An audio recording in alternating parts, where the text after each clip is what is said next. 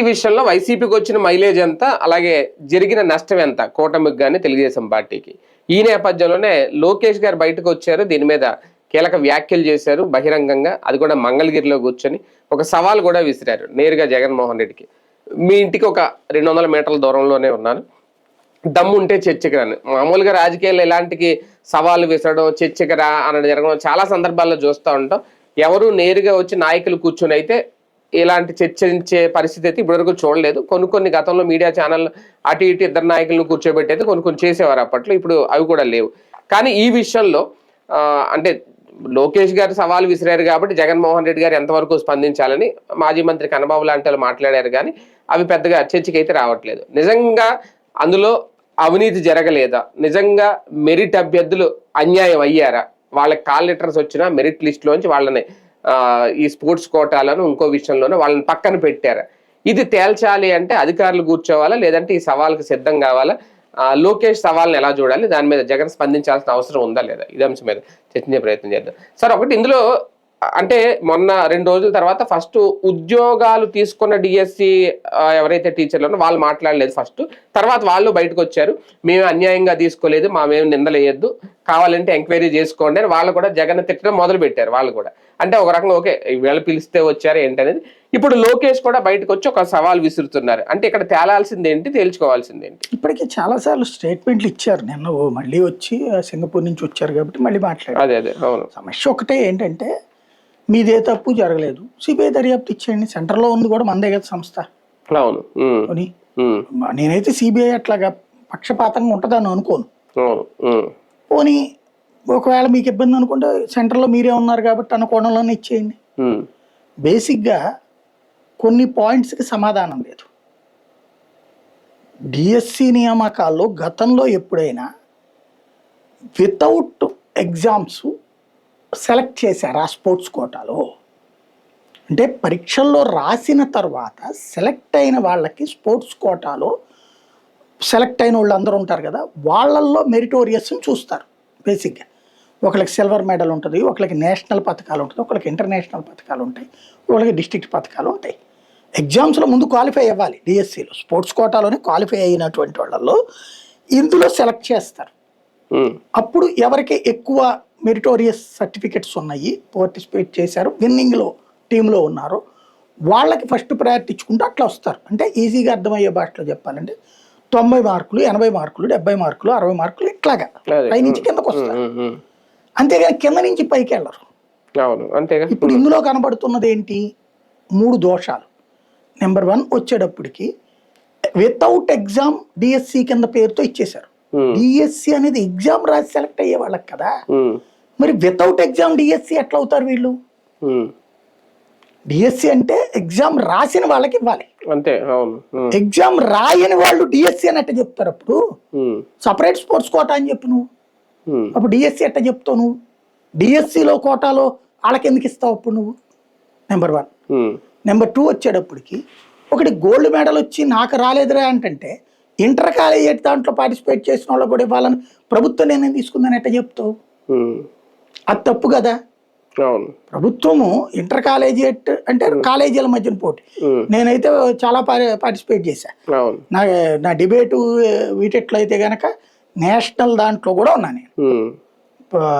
ఇప్పటికీ వాళ్ళు సిద్ధార్థ సృజనోత్సవం జరుగుతుంటది, ఇవాళకి కూడా జరుగుతుంటది సృజనోత్సవం. ఆ సృజనోత్సవం అనేది అప్పుడు దేశవ్యాప్తంగా అన్ని రాష్ట్రాలకి జరిగిన పోటీలో నేను సెకండ్ ప్రైజ్ వచ్చాను అప్పుడు. ఆ తర్వాత కాలం నేను స్టేట్ ప్రైజెస్ చాలా తీసుకున్నాను, కానీ నేను అర్హుండి కాదే. అయ్యి ఆ పోటీలు అనేది ఎక్స్ట్రా కరికులర్ యాక్టివిటీస్. స్పోర్ట్స్ అనేటటువంటిది కరికులర్ యాక్టివిటీ. స్పోర్ట్స్ కేటగిరీలో తీసుకునేటప్పుడు ఫస్ట్ ప్రయారిటీ పైయోడికి ఇస్తారు, కిందోడికి కాదు ఇచ్చేది. ఇక్కడ తేడా ఉంది. అది సమాధానం చెప్పడంలో, అడ్రస్ చేయడంలో ఫెయిల్ అవుతున్నారు వీళ్ళు. రెండవది అదేది పేకాట అని చెప్పి నాని అన్నదానికి విమర్శించారు సరే గాని ఇవాటికి కూడా పోనీ అది కాదురా బాబు కర్రా బిళ్ళాను క్యాసినో అన్నారు, క్యాసినో లాంటి గేమ్స్ కూడా దానికి బ్రిడ్జ్ అదే బ్రిడ్జ్ అనేటటువంటి ఆట పేకాట, ఇది క్యాసినో కాదు బ్రిడ్జ్ గేమ్ ఇది అన్నారు. అదేంటి ఆ బ్రిడ్జ్ ఏంటి నాని గారు అంటే అవును నేననేది ఆ బ్రిడ్జ్ ఏంటి పోనీ మీరు చెప్పండి. అది పేక కాదు, అదే బ్రిడ్జ్ అంటే అట్లా కాదే కర్రతో ఎగిరి గంతేసేది, లేకపోతే లాంగ్ జంప్ లాంటిది, హై జంప్ లాంటిది అని చెప్పు. ఇంటర్నెట్ లో ఇవాళ చూసిన బ్రిడ్జ్ అంటే ప్యాకాటే కనబడుతుంది. అదే కదా మరి ఆయన చెప్పింది, అది అతన్ని విమర్శించారు బానే ఉంది. మీరు అట్లా కాదు మీకు తెలియదయ్యా ఈ స్పోర్ట్స్ అని చెప్పుకోండి. మిగతా క్రీడాకారుల కన్నా తెలియదు కదా బ్రిడ్జ్ ఆట అంటే పరిగెత్తి ఎగిరి గంతేయటం, లేకపోతే కనుక నడుచుకుంటూ ఎగిరి దూకడం, లాంగ్ జంప్ హై జంప్ లాంటిది బ్రిడ్జ్ కూడా చెప్పుకోని. నేను ఆ తర్వాత కూడా నెట్ లో చూసా బ్రిడ్జ్ అంటే ఇంకేంటన్నా ఉందా అని చెప్పి, ఎక్కడ కనిపించట్లేదు అక్కడ. కాబట్టి అక్కడ ఒకటి కన్ఫ్యూజన్, వీళ్ళు మాటలతో దబాయిస్తున్నారు. అదేమంటే కేంద్ర ప్రభుత్వం దాంట్లో ఉంది అంటే వాడు కేంద్రం కూడా అట్ట పెట్టుంటే ఆయన కూడా తప్పు పట్టు. ఇది ఎట్లాగనేది ఇంకొక కాన్సెప్ట్ దగ్గర ఉంది. మూడోది వచ్చేటప్పటికి నువ్వు చేసింది రైట్ అనుకున్నప్పుడు, పరీక్షలు లేకుండా నియమించడం రైట్ అనుకున్నప్పుడు, పరీక్షలు లేకుండా నియమించుకోవడానికి ముందు ఒక జీవో ఇచ్చారు, అయిపోయాక మళ్ళీ పరీక్షలు లేకుండా నిర్వహించడానికి ఒక జీవో ఇచ్చారు. పరీక్షలు చేసి పరీక్షల్లోనే పాస్ అవ్వాలని అంటే మళ్ళీ విధానం మార్చేశారు. మనకు కనుక అప్పుడు రమణ దీక్షితుల్ని దెబ్బ కొట్టడం కోసం మిరాసి వ్యవస్థని రద్దు చేస్తా రాజశేఖర రెడ్డి అనేది తీసుకుంటే ఆ జీవోని రద్దు చేసి అప్పటికి మిరాసి వ్యవస్థలో ఉన్నటువంటి అర్చకుల్ని తీసేశారు. అందులో తిరుపతోళ్ళని వరకు తీసేశారు ముందు ఆ రమణ దీక్షితులు బ్రదర్స్ ని తీసేసి మళ్ళీ అప్పటి నుంచి మిరాసి వ్యవస్థ కంటిన్యూ చేస్తున్నట్టు పెట్టారు. ముందు వాళ్ళ కోసమే అన్నమాట, నాశనం చేయడం కోసమే. అట్టుంది ఇది. కొంతమందిని ఉద్యోగాల్లోకి రప్పించడం కోసం విధానం మార్చి మళ్ళీ ఆ వెంటనే మళ్ళీ విధానం మార్చేశారు. అక్కడ ప్రభుత్వం యొక్క విధానాన్ని నమ్మేటట్లేదు ఆ విషయంలో, అక్కడ తప్పుగా ఉంది. ఇక మిగతాదంటారా అది కరెక్ట్ గా జరిగిందా లేదా అన్నది మనం జడ్జ్ చేయలేం.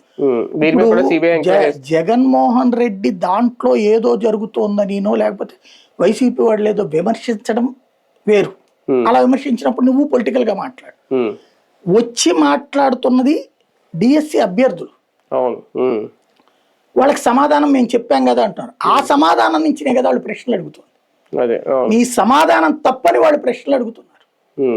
దెన్ మీరు ఇప్పుడు సింపుల్ గా చెప్పాల్సింది ఏంటంటే ఎక్కువ కెలుక్కోకుండా కోర్టులో వేశారు కదా, కోర్టు చెప్తుంది మేము చేసింది నిజమని అంటే అయిపోతుంది కదా, సింపుల్. అప్పుడు తీర్పు వచ్చాక మీరు అందరు తప్పు చేశారా అని చెప్పు నువ్వు. ఇప్పుడు ఎందుకు రోజు రాజకీయ సవాళ్ళు? మేము కరెక్ట్ చేసాం, జెన్యున్ గా చేసాం, 1:1 అన్నది కరెక్టే. ఇంకోటి నవోదయ ఉపాధ్యాయులు వాళ్ళని కూడా పిలిచారట. నవోదయ ఉపాధ్యాయులు నువ్వు 1:1 దాంట్లో పిలిచి మళ్ళీ ఆ తర్వాత నీకు నియామకం లేదన్నారట. అదేం లెక్క? అదేమంటే అక్కడ ఏం అబ్జెక్షన్ అంటే నీకు ఇంగ్లీష్ మీడియం అన్నావు, అక్కడ తెలుగు టీచర్లు అన్నారు. మేము తెలుగులోనే చదివామండి, మేము తెలుగులోనే చెప్పగలుగుతాము, ఇంగ్లీష్ మీడియం అనేది సబ్జెక్ట్ లో చేసినటువంటి నువ్వు అక్కడే కదా నువ్వు ఇంటర్వ్యూ చేయాల్సింది. పోనీ తెలుగు మీడియం ఇంగ్లీష్ మీడియం నిషేధం అని ఏమైనా పెట్టారా?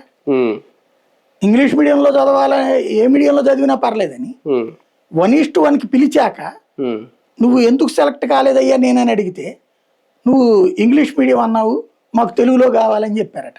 ఇక్కడ ఏమైందంటే డిఈఓలకి అసలు ఎలా సెలెక్ట్ చేశారో తెలియదు, అధికారులకి ఎలా సెలెక్ట్ చేశారో తెలియదు. ప్రభుత్వం సెలెక్ట్ చేసింది పంపించేసింది అంతే. ఈ డిఎస్సి అభ్యర్థులు ఎవరిని వెళ్ళి అడుగుతున్నారు?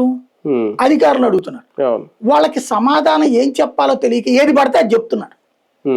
ఏది పడితే అది, ఆ ఏది పడితే అదంతా ప్రభుత్వం తప్పు చేసినట్టు కనబడుతుంది అభ్యర్థులకి. ప్రభుత్వం తప్పు చేసి ఉండకపోవచ్చు కూడా, అది ప్రభుత్వం స్పష్టత ఇవ్వాలి. నువ్వు తెలివైన వాళ్ళు అయితే ఇవాళైనా సరే ఇందులో ఒక సింపుల్ లాజిక్ ఏంటంటే 16,000 మంది సంతోషపడుతుంటే 3.5 లక్షల మంది బాధపడుతున్నది అంత.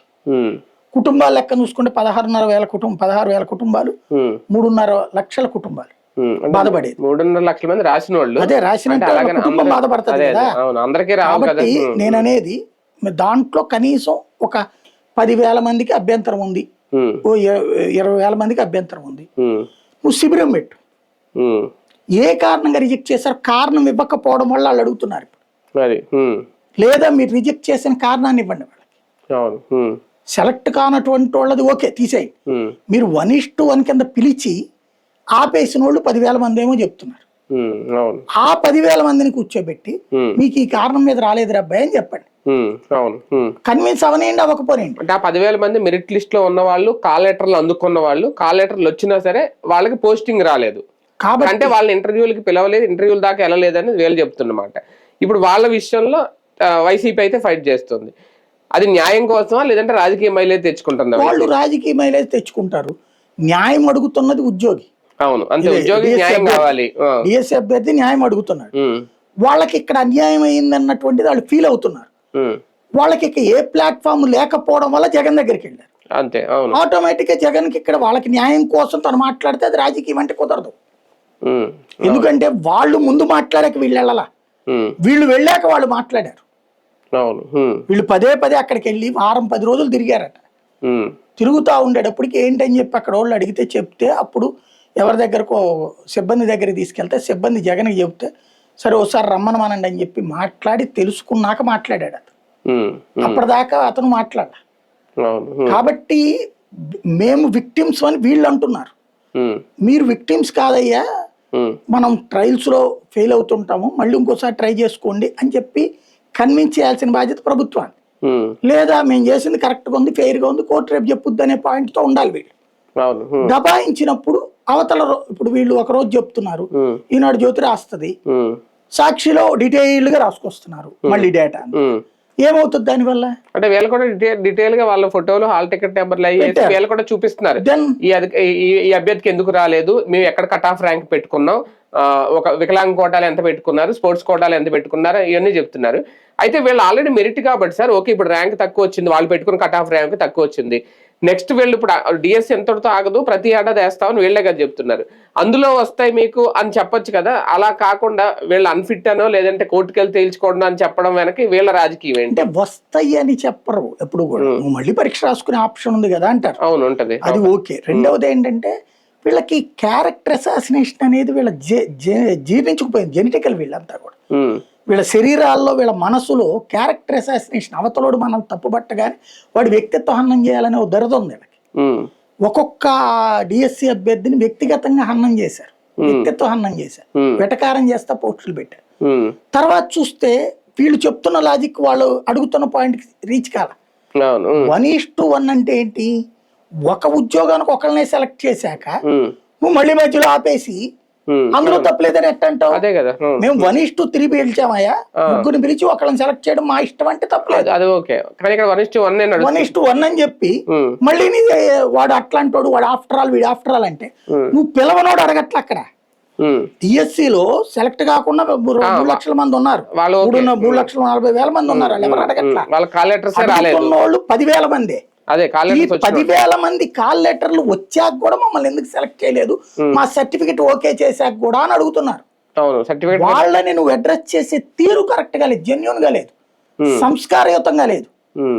వాళ్ళని వాళ్ళు అడుగుతున్న డౌట్లలో మేబీ 100కి 70 ఫెయిల్యూర్ అవ్వచ్చు నేను అనుకోవడం. ఎందుకంటే ప్రతి ఒక్కరికి నాకు ఎందుకు రాలేదనే ఫీలింగ్ వస్తుంది. 70% మందికి అట్లా ఉండొచ్చు, 30% జెన్యూన్ అయ్యి ఉండొచ్చు. స్పోర్ట్స్ కోటాలో జెన్యూనిటీ కనబడుతుంది నాకు ఒక ఆస్పెక్ట్. స్పోర్ట్స్ కోటాలో వీళ్ళు ఇస్తున్న ఆన్సర్ కరెక్ట్ గా లేదు, జెన్యూన్ గా లేదు. మిగతా వాటిలో నేను కూడా జడ్జ్ చేయలేను, అది నాకు తెలియదు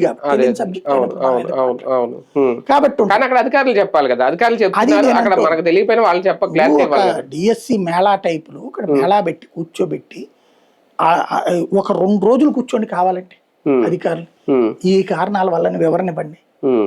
ఆ తర్వాత ఇక కోర్టులో చూసుకోండి అయ్యా, మేము చెయ్యగలిగింది చేసాం మాక్సిమం, సంస్కారయుతం, మాది గవర్నమెంట్ రెస్పాన్సిబుల్ అనుకో. ఒకవేళ మీది కరెక్ట్ అని రేపు పొద్దున కోర్టు చెప్తే order okay, we can proceed. అంతేగాని మీరు మమ్మల్ని రాజకీయంగా మా ప్రత్యర్థులకి అవకాశం ఇవ్వద్దు, మేము మొట్టమొదటిసారి జగన్ చేయలేకపోయినా డిఎస్సి ఇస్తున్నాం అనేది హుందాగా బాధ్యతాయుతంగా వీళ్ళు మాట్లాడితే కరెక్ట్గా ఉంటుంది. దబాయింపు, వ్యక్తిత్వ హననం చేసినప్పుడు అనవసరంగా శత్రువుని సృష్టించుకుంటున్నారు వీళ్ళు. లోకేష్ గారు ఈ విషయంలో కాస్తంత ఏమన్నా భయపడ్డారా? తన శాఖకు సంబంధించి నిన్న సవాల్ విసరడం కానీ మాట్లాడ ఇంతకుముందు మాట్లాడినా అంటే తనకు ఒక రిమార్క్ భవిష్యత్తులో ఇది అంటే సమస్య ఏమవుతున్నదంటే క్రమంగా పవర్ ఫీల్ పెరుగుతోంది. ఆయన్ని సీఎం క్యాండిడేట్గా అనుకున్నప్పుడు సీఎం క్యాండిడేట్కి ఉండే హుందాతనాన్ని ప్రదర్శించాలి ఆయన. ఉమ్, ఇట్లాంటి మాటలు మాట్లాడకూడదు. ఇది ఎవడో లోకల్ గల్లీ లీడర్ మాట్లాడాల్సిన మాట. అంటే అది ఆయన శాఖలో జరిగిన మిస్టేక్ ఒక రైట్, రకంగా. అది నేను చెప్తుంది అదే, హుందాగా మాట్లాడు. ఉమ్, నేను చెప్పినట్టు ఏమయ్యా మేము చేయాల్సింది చేసాం, ఉమ్. కోర్టులో వేశారు, కావాలంటే దాన్ని కావాలంటే చూసుకుంటారు. సిబిఐ ఎంక్వైరీ చేస్తాం, లేదంటే కోర్టుకి రాజకీయంగా వెళ్తాం. మీ చేత కాలేదు కాబట్టి మాట్లాడారు. ఉమ్, ఇది మీ సంస్కారానికి వదిలేస్తున్నాం మేము. ఉమ్, సిబిఐ దర్యాప్తు ఎప్పుడు ఉంటుంది? మేము తప్పు జరిగిందని మేము ఫీల్ అయితే అంతే. మేము ఫీల్ అవట్లా. మీరు ఫీల్ అయిన దానికి సిబిఐ దర్యాప్తు చేస్తే మేము మిమ్మల్ని అందరూ అడిగాం, చేశారా? మీరు చేయలేదు కదా. ఉమ్. కాబట్టి న్యాయదానికి మేము కట్టుబడి ఉన్నాం. ఒకవేళ కావాలంటే కోర్టు సిబిఐ దర్యాప్తుకి చేయొచ్చు. మేము అదే వేస్తే దాంట్లో మేము జెన్యున్ గా ఉన్నాం, ఉమ్, మేము గుండెల మీద చేసుకుని ఉన్నాం, భయపడట్లేదు. ఇది గర్వం. అవును. అంతేగాని 200 మీటర్లో ఉన్నా, లేకపోతే మీ ఇంట్లోకి వస్తా, మీ సందులోకి వస్తా, ఎందుకయ్యి? అదే కదా రాజకీయంగా. రైట్, చూద్దాం. మొత్తానికి డిఎస్సి విషయం వల్ల ఎంత మైలేజ్ వచ్చిందో వైసీపీకి తెలియదు, కానీ భయపడుతుందా తెలుగుదేశం పార్టీ, లేదంటే తన శాఖకు సంబంధించి ఆయన? ఎందుకంటే ఇప్పటి వరకు మెగా డిఎస్సి వేసింది తమ హయాంలో చాలా గర్వంగా చెప్తున్నారు. ఆ డిఎస్సిలోనే లోపాలు ఉన్నాయి, వీళ్ళు ఎత్తు చూపించడం అదొక రిమార్క్ కాబోతుందా భవిష్యత్తులో? ఆ మచ్చ చెరిపేసుకునే ప్రయత్నం ఈ సవాల్ రూపంలో ఏమైనా విసురుతున్నారా? వర్కౌట్ అవుద్ది ఇదంతా, చూద్దాం.